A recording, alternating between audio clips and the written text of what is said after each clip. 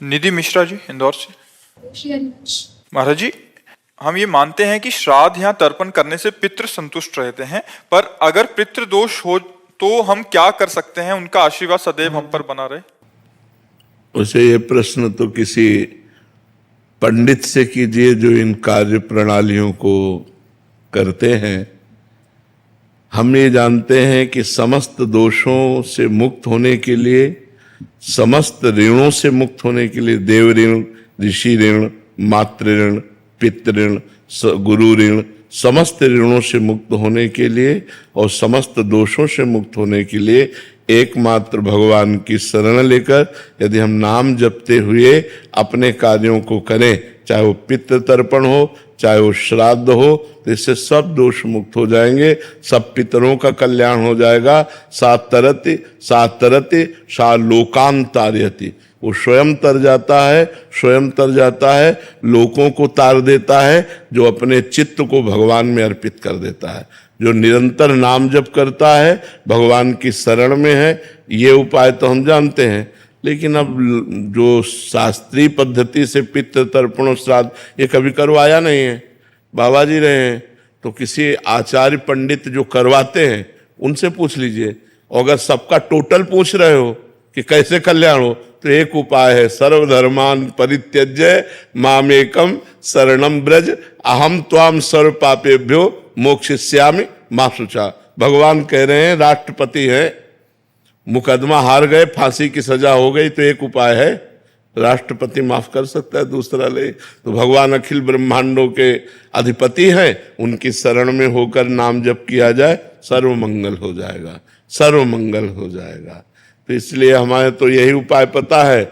अगर और छोटे मोटे उपाय जानने हो तो किसी आचार्य से मिलो जो आपको ऐसे उपाय बताए, हमको तो इसका ज्ञान है नहीं जी। अजीत दुबे जी, राधा वल्लभ श्री हरिवंश। श्री हरिवंश। महाराज जी, क्या नाम जप करने से बिगड़े हुए कार्य में सफलता पाई जा सकती है? बिल्कुल बिल्कुल, यही तो एक उपाय है जो बिगड़े हुए कार्य को संभाल दे, यही उपाय है, दूसरा कोई उपाय नहीं।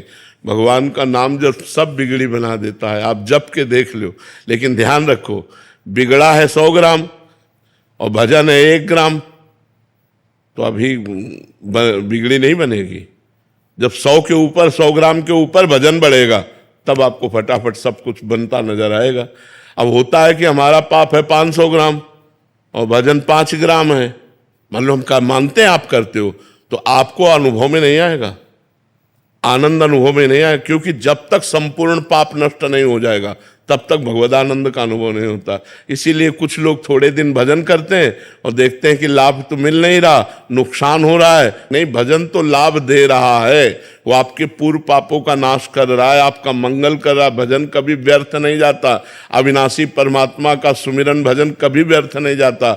इसलिए नाम जप करो, बिगड़े काम बनेंगे, पर संभल लो। हम इस बात को दिमाग में बैठा लो कि जितना तुम्हारा गलत आचरण, जब तक वो नष्ट नहीं हो जाएगा तब तक आपका मंगल नहीं होगा। पुण्य कर्म के बस थोड़ा सुख आ जाएगा, पाप कर्म के फल दुख आ जाएगा, लेकिन जो मंगल है एक बार शुरू हुआ तो कभी अमंगल नहीं होता जीवन में। ध्यान रखना, अमंगल होते होते मंगल हो जाता है, दिखाई देता है ये अमंगल हुआ, मंगल हो गया। कई बार हमने कहा कि तलवार आएगी, वो गले तक वो हार बन जाएगी, वो तुम्हारी गर्दन को नहीं काट, सिम की चाप सके को तासु बड़ रखवार रमापति जासु, पर इतने में तो हालत खराब हो जाएगी। बस उसी में हालत खराब ना हो तो वही भक्त है, वही भगवान का भक्त। बड़ी कठिन बात है ये, बड़े लीला बिहारी भी हैं, बड़े लीला बिहारी। हरी तेरी गति लखना पर है, सारा खेल उन्हीं का चल रहा है।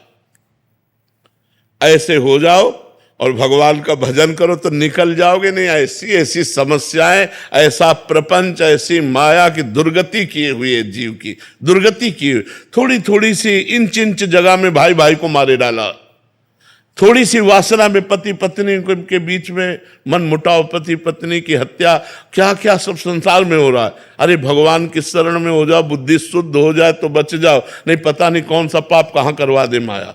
और निरंतर नाम जप करो, तभी आनंद की अनुभूति होगी।